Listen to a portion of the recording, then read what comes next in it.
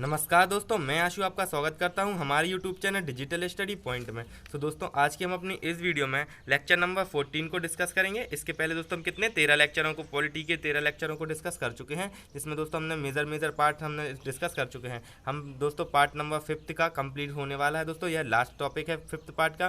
कैसे कैसे हमने डिस्कस किया था दोस्तों, सबसे पहले हमने दोस्तों पार्ट वाइज चले थे। हम part 1st, 2nd, 3rd, 4th और 5th चल रहा था दोस्तों हमारा। 5th पार्ट में दोस्तों क्या क्या था, 3 प्रकार से बांटा गया था: एग्जीक्यूटिव, लेजिस्लेटिव और जुडिशरी। दोस्तों एग्जीक्यूटिव में हमने मतलब कार्यकारी में हमने सबसे पहले क्या क्या पढ़ा, प्रेसिडेंट के बारे में पढ़ा। फिर उसके बाद दोस्तों हमने वाइस प्रेसिडेंट अर्थात उपराष्ट्रपति के बारे में पढ़ा। फिर दोस्तों मंत्रिपरिषद के बारे में पढ़ा। फिर उसके बाद अटॉर्नी जनरल अर्थात महान्यायवादी और दोस्तों कैग अर्थात महाधिवक्ता के बारे में पढ़ा। फिर उसके बाद दोस्तों हम आ गए किस पे, लेजिस्लेटिव पे। लेजिस्लेटिव में दोस्तों हमने क्या क्या पढ़ा, लोकसभा, राज्यसभा के बारे में पढ़ा और प्रेसिडेंट रहता है जिसके बारे में हम सबसे पहले ही कर चुके थे। अब दोस्तों हम किस में आ गए, ज्यूरिडिक्शन पे अर्थात सुप्रीम कोर्ट के बारे में आ गए। इसके बाद दोस्तों हम सुप्रीम कोर्ट को पढ़ने के बाद इसके बाद हम आ जाएंगे किस में, पार्ट नंबर 6 पर आ जाएंगे।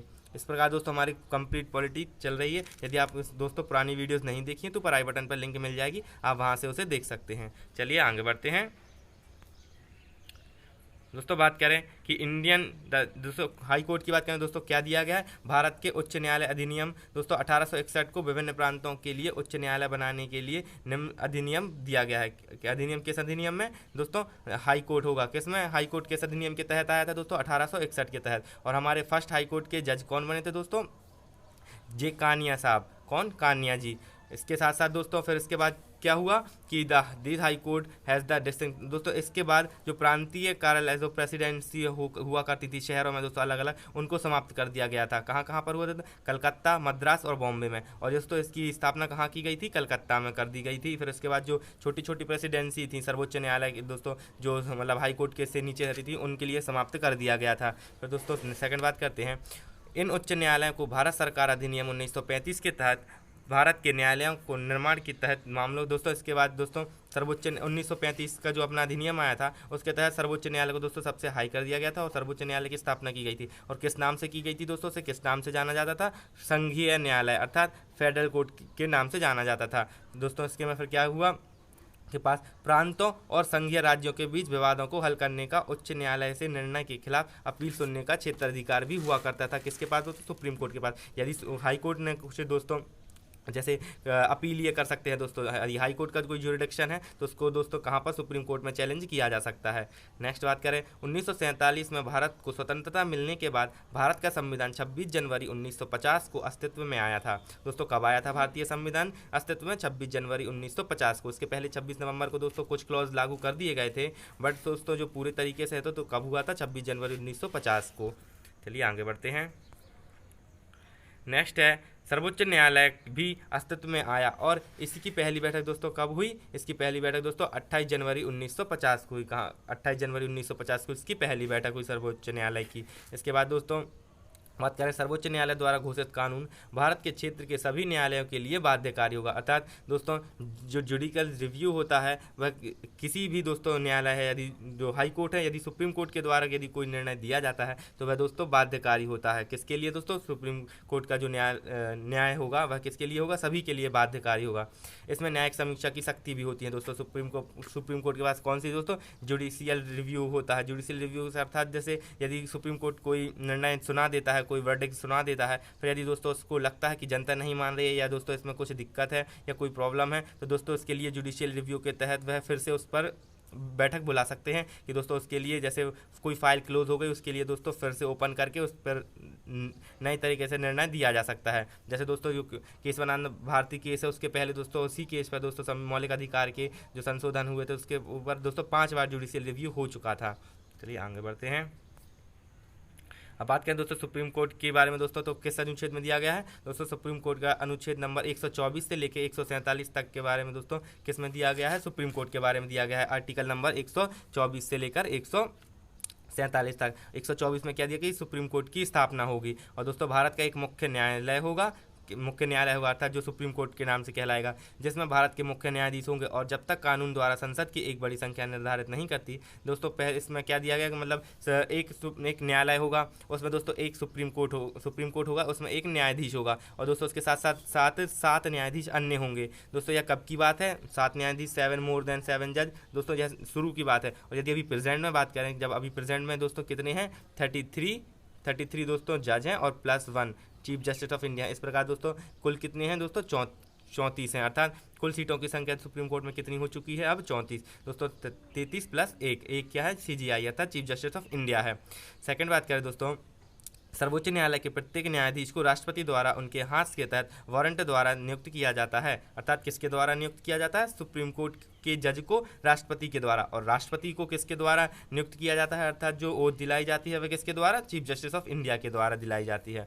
चलिए आगे बढ़ते हैं। और दोस्तों यदि इसकी बात करें कि कितने साल की इसकी होती है, तो सुप्रीम कोर्ट की जो मतलब वो होने की दोस्तों रिटायर की, तो 65 साल की आयु तक जो है रिटायर हो जाते हैं। 65 आयु से ज़्यादा नहीं हो सकते।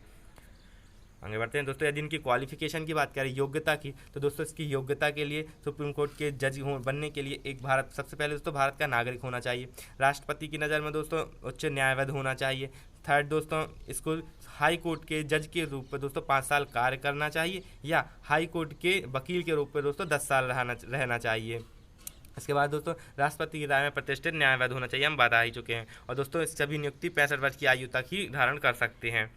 नेक्स्ट बात करते हैं दोस्तों, अब हम बात करें सर्वोच्च न्यायालय के एक न्यायाधीश को उसके कार्यालय से नहीं हटाया जा सकता। यदि हम उनके इम्पीचमेंट की बात करें दोस्तों कि सुप्रीम कोर्ट को कैसे हटाया जाता है, सुप्रीम कोर्ट के जज को, तो दोस्तों सुप्रीम कोर्ट के जज के लिए इम्पीचमेंट के द्वारा हटाया जाता है। इम्पीचमेंट क्या कहलाता है दोस्तों?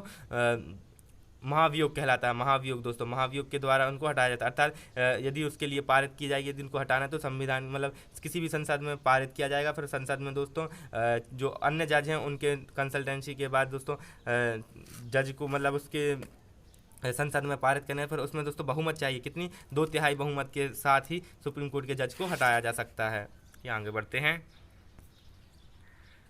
नेक्स्ट, सर्वोच्च न्यायालय के न्यायाधीश के रूप में दोस्तों नियुक्ति के लिए प्रत्येक व्यक्ति को राष्ट्रपति के समक्ष शपथ लेनी होती है। किसके दोस्तों? कौन दिलाते हैं शपथ? राष्ट्रपति शपथ दिलाते हैं। आर्टिकल नंबर 125 में दिया गया है दोस्तों न्यायाधीशों के वेतन के बारे में, अर्थात कितनी वेतन होगी दोस्तों। वेतन की बात करें तो कितनी होती है दोस्तों? 2.80 लाख रुपए होती है। किसकी? सुप्रीम कोर्ट के जज की। यदि अदर जजों की बात करें दोस्तों, जो अदर जज होते हैं जैसे 33 जज, तो उनकी कितनी होगी? तो दोस्तों उनकी 2.5 लाख रुपए होगी। और दोस्तों 2.8 मतलब 2,80,000 रुपये चीफ जस्टिस ऑफ इंडिया की होती है। चलिए आगे बढ़ते हैं। और दोस्तों यह सब किस सूची में? अनुसूची में दिया गया है। वेतन भत्ते के बारे में दोस्तों दूसरी अनुसूची में दिया गया है। अब आर्टिकल नंबर 126 की बात करें तो दोस्तों कार्यवाहक मुख्य न्यायाधीश की नियुक्ति होगी। कार्यवाहक मुख्य न्यायाधीश की नियुक्ति से अर्थात दोस्तों जैसे सुप्रीम कोर्ट का दोस्तों फैसला होना, और यदि उस टाइम पर सुप्रीम कोर्ट के जज नहीं हैं तो उसके लिए दोस्तों कार्यवाहक जज को बना दिया जाता है कुछ टाइम के लिए। जैसे यदि सुप्रीम कोर्ट के जज की तबीयत खराब हो जाने के कारण या किसी भी अन्य कारण के कारण यदि सुप्रीम कोर्ट के जज नहीं हैं तो दोस्तों अन्य कार्यकारी अधिकारी को जज को नियुक्त किया जा सकता है। आर्टिकल नंबर 127 में क्या दिया गया है दोस्तों? इसमें दिया गया है ad hoc appointment of ad hoc जज। एड हॉक जज क्या कहलाते हैं दोस्तों? अर्थात तथार्थ न्यायाधीश दोस्तों वे कहलाते हैं। अर्थात यदि कभी भी किसी भी दोस्तों यदि जैसे 3 जजों की बैठक होनी है, जैसे यदि दोस्तों निर्णय लिया गया किसी भी केस के ऊपर कि इसमें 3 या 5 जजों की बैठक होनी है। अब दोस्तों यदि 5 में से 3 जज प्रेजेंट हो जाते हैं और 2 की यदि तबीयत खराब हो जाने के बाद यदि वे नहीं आ पाते हैं तो दोस्तों जो जजमेंट होगा वह तो 5 जज की बेंच के सुनाना था, तो 5 ही जज होंगे। तो उसके लिए दोस्तों जो 2 जजों की कमी हो रही है उन 2 जजों को दोस्तों जो लिया जाएगा अन्य, तो दोस्तों वो जज क्या कहलाते हैं? एड हॉक जज कहलाते हैं दोस्तों। इस प्रकार से यह एड हॉक जज की जो बात है किस में कही गई है? 127वें आर्टिकल में। चलिए आगे बढ़ते हैं। नेक्स्ट बात करें दोस्तों आर्टिकल नंबर 129 में क्या दिया गया है? आर्टिकल नंबर 129 में दिया गया है दोस्तों सर्वोच्च न्यायालय का दोस्तों एक न्यायालय होगा, अर्थात एक दोस्तों न्यायालय होगा जो सर्वोच्च न्यायालय कहलाएगा। आर्टिकल नंबर 130 में दोस्तों उसकी सीटों के बारे में दी गई है। तो अभी सीटें कितनी हैं? 33 + 1। और दोस्तों आर्टिकल नंबर 131 में क्या दिया गया? सर्वोच्च न्यायालय का मूल अधिकार क्षेत्र दोस्तों की मतलब जो उसके ओरिजिनल ज्यूरिडिक्शन है दोस्तों उसके बारे में दिया गया है कि इस संविधान के प्रावधानों के अधीन सर्वोच्च न्यायालय किसी भी अन्य न्यायालय के बहिष्कार के लिए किसी भी विवाद के मूल अधिकार क्षेत्र होता है। अर्थात यदि कोई अन्य न्यायालय का दोस्तों कोई जजमेंट है और दोस्तों यदि उसमें अपील की जाए कि सुप्रीम कोर्ट भेजा जा सकता है, तो हाँ दोस्तों सुप्रीम कोर्ट भेजा जा सकता है और उसके लिए वह फिर उसके लिए मूल अधिकार के रूप है उसके पास सुप्रीम कोर्ट के, उसके ऊपर वह जजमेंट सुना सकता है। जैसे किसी भी दो राज्यों के बीच में यदि कोई विवाद हो जाता है तो दोस्तों उसको कौन सुधारेगा, उसके लिए सुप्रीम कोर्ट।